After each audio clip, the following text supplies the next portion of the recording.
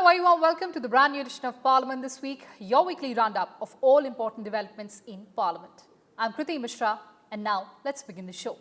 And first, let's talk about the ensuing monsoon session of Parliament. So Rajya Sabha Chairman M. Venkaiah Naidu on Wednesday reviewed details of planning for monsoon session and meetings of parliamentary committees. Election of deputy chairman and vacancy position in the House were also discussed. The broad principles and practices, including virtual participation of members, will be firmed up after discussions between Chairman Naidu and Lok Sabha Speaker Om Birla. In an earlier meeting in this regard taken by Chairman Naidu, it was decided that members of Rajya Sabha will be seated in the chamber and in the galleries of the House, besides enabling virtual participation of others from within the premises of the Parliament House complex. Take a look at this report. Chairman M. Venkaiah Naidu held an hour-long meeting with the Secretary-General and senior officials of the Rajya Sabha Secretariat on preparations for the monsoon session. Considerable progress has been made on the norms to be followed for seating arrangements and the participation of members in the Rajya Sabha proceedings. The meeting decided that physical distancing principles will be applied to the media gallery. Chairman Naidu directed that arrangements may be made to allow proceedings to be viewed by those who cannot be accommodated in the media gallery. He also sought norms for seating media persons in the media gallery.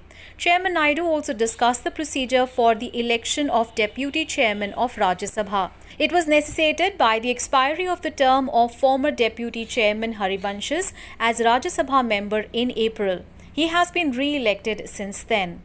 Chairman Naidu was informed that there are 3 vacancies in the House caused by the passing away of Beni Prasad Verma, Virendra Kumar and the disqualification of Sharad Yadav.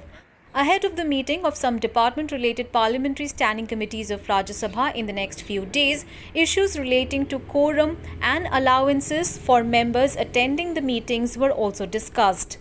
Senior officials pointed out that quorum is necessary only to take decisions and adopt committee reports, and not for taking up a general discussion on identified issues and for taking evidence from the concerned ministries or departments.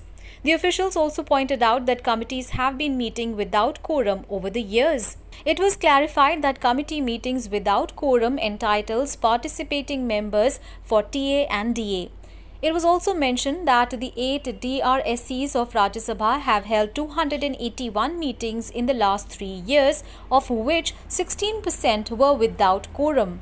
The Committee on Science and Technology and Environment and Forests held 32 meetings in the last 3 years, 22% without quorum. In 38 meetings of the Committee on Home Affairs, 21% were without quorum. Broad principles, including virtual participation of members, will be firmed up after discussions between Chairman Naidu and Lok Sabha Speaker Om Birla. In an earlier meeting taken by Chairman Naidu, it was decided that Rajya Sabha members will be seated in the chamber and in the galleries of the House, while virtual participation of others will be ensured within the premises of Parliament House. This is to ensure 6 feet distance between members. This is Kriti Mishra's report for Rajya Sabha TV. And moving on now, the Parliamentary Standing Committee on Science and Technology, Environment and Climate Change met on Friday for the first time since the lockdown due to the COVID-19 pandemic that was enforced on March 25th. Chairman Naidu expressed happiness that department-related parliamentary standing committees have resumed functioning 3.5 months since the last sitting of Parliament on March 23rd. Chairman exuded hope that these committees would now go about examining important issues concerning respective domains. Here's a report. Rajya Sabha Chairman M. Venkaiah Naidu said the coronavirus pandemic did cast a shadow on the working of committees that function on behalf of the Parliament. He said while everyone was keen to resume work, the delay was forced by circumstances beyond people's control. Measures have been taken to facilitate the committee's meetings by complying with social distancing and wearing of masks. The chairman expressed happiness that the committees will continue their task of examining important issues concerning respective domains. One of the 8 committees serviced by Rajya Sabha, the Committee on Science and Technology, held a meeting on Friday. The Committee on Home Affairs, also of Rajya Sabha, is scheduled to meet next week. Its scheduled meeting in the first week of June could not be held due to the concerns over the COVID-19 situation. Kriti Mishra, Rajya Sabha TV. And the Rajya Sabha Secretariat on Tuesday announced an 8-point protocol to be adhered to while enabling the meetings of the 8 department-related parliamentary standing committees of the House. Take a look at the details. The Rajya Sabha Secretariat has listed out measures to ensure conformity with social distancing norms. It comes a few days ahead of the meeting of the Committee on Science and Technology and Environment and Forests on the 10th of July and the meeting of the Committee on Home Affairs on the 15th. Both committees are examining various aspects related to the COVID-19 pandemic. The protocol requires members to be seated at a distance of 6 feet with appropriate measurements to accommodate maximum participation. Only 2 witnesses from the ministry department appearing before the committee for evidence will be allowed at a time. More witnesses would be examined done by turns.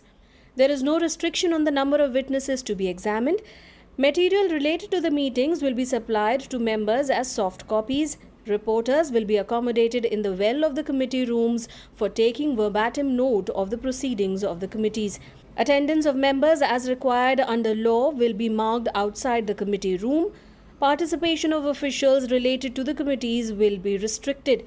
Participation of members in meetings will be ascertained in advance to ensure necessary logistics, and hand sanitizers, disposable masks and gloves for the members, witnesses, officers and staff of the Secretariat will be ensured at the entrance of the committee rooms. Senior officials of the Rajya Sabha Secretariat discussed the protocol on May 28th, anticipating that some committees will meet after restrictions on domestic air travel were removed on May 25th. A meeting of the Committee on Home Affairs convened on June 3rd was called off after some members said they could not attend in the prevailing situation.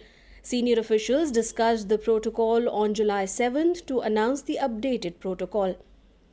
Kriti Mishra's report for Rajya Sabha TV.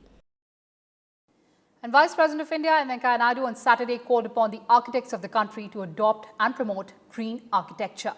He said that the use of renewable energy sources such as solar energy should be promoted in the upcoming building projects. Virtually addressing the inaugural ceremony of the National Convention of the Indian Institute of Architects, the Vice President emphasized the need to strike the right balance between aesthetics and sustainability in any structure. The time has come for architects and the designers to answer the challenge posed by this pandemic. The design fraternity needs to regroup and look for solutions to the problems created by the current crisis while envisaging the ways to tackle future threats. Architects need to explore new ideas and create a dialogue across design boundaries to help find solutions that can address the pandemic and its aftermath. I'm happy that more and more youngsters are choosing architecture as a career. I call upon youngsters to give priority protecting nature, preserving culture and our heritage while designing. We must not just focus on the aesthetics of the structure, we must also focus on the sustainability aspect of it. In the end, buildings are for the use of by human beings. Therefore, the basic requirement of a comfortable living must get precedence over everything else. And Vice President M. Venkaiah Naidu has advised the authorities of Delhi University to review the decision relating to quota for extracurricular activities and continue the present quota procedure by earmarking seats for the talented artists. Vice President made this suggestion after receiving numerous requests on this issue from members of Parliament and prominent artists. VP Naidu, who is also the Chancellor of the University of Delhi, made these remarks in a meeting with the Pro-Vice Chancellor and Dean, Delhi University, who called on the Vice President. They briefed him about various issues, including the issue of extracurricular activities quota for admission to first-year college. Vice President was earlier also briefed on the issue by Secretary, Ministry of HRD.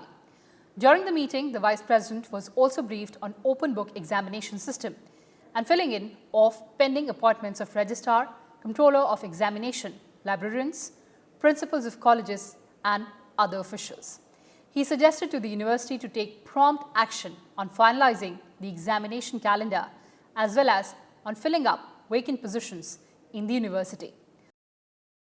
And moving on, Vice President M. Venkaiah Naidu called for creating an ecosystem for innovation and entrepreneurs to thrive and urged every Indian to adopt Atmanirbhar Bharat campaign to transform local India into global India.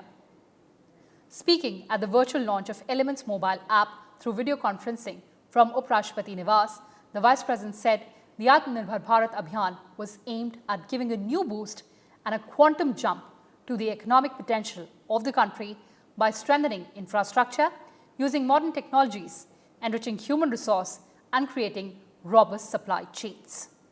India is an IT powerhouse, and we have some of the world's best known names in this field. Your headquarters, Bangalore, is full of such people. With such a huge pool of talented professionals, I feel there should be many more such innovations coming out in future. I call upon all the stakeholders to create an enabling ecosystem for innovation and entrepreneurship to thrive. We can certainly chase the dream of transforming local India into a global India by using our resources wisely and strategically. We can make it happen by unleashing the force of growth and giving space for creative experimentation. Describing Atmanirbhar Bharat Abhiyan as a mission to galvanize the forces of growth across the country in various sectors of the economy, he said it was a launch pad for fostering entrepreneurship, nurturing innovation and creation of an ecosystem for rural-urban symbiotic relationship. The Vice President said the call for Atmanirbhar Bharat Abhiyan was not a call for protectionism or isolationism, but for adopting a pragmatic development strategy that would enable the country to recognize and capitalize on its inherent strengths. India is passing through a crucial moment in the history. We are faced with a number of internal, external challenges, but I am confident that we should remain resolute in our response to the challenges thrown at us. The Honorable Prime Minister, Shri Narendra Bhai, has given a call for Atmanirbhar Bharat, a self-reliant India.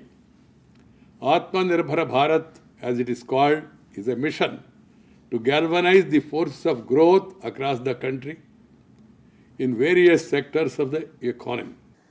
Vice President also said that it was quite appropriate that Prime Minister has announced the Atmanirbhar Bharat App Innovation Challenge in the backdrop of India becoming one of the IT superpowers because of the talented scientists and technology experts. He said it would encourage Indian IT specialists to prepare apps for various users to enhance our quality of life. As the Prime Minister envisages, it would result in world-class Made in India apps and create an Atmanirbhar app ecosystem. India has come to be known as one of the IT superpowers across the globe because of the talented scientists and technology experts who are occupying leadership positions across the globe. Against this backdrop, it is quite appropriate that our Prime Minister has announced the Atmanirbhar Bharat App Innovation Challenge yesterday. This will encourage Indian IT specialists to prepare apps for users to enhance our quality of life. As the Prime Minister envisages, it will result in world-class Made in India apps and create Atmanirbhar app ecosystem. This Abhiyan campaign is aimed at giving a new boost, a quantum jump to the economic potential of the country by strengthening infrastructure, using modern technologies, and enriching human resource.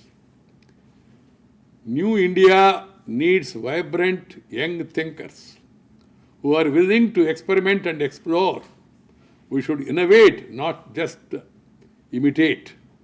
Innovation is the watchword for the 21st century. We have all the ingredients for success. Expressing his happiness that the app would be available in 8 Indian languages, he expressed hope that it would be made available in all major Indian languages.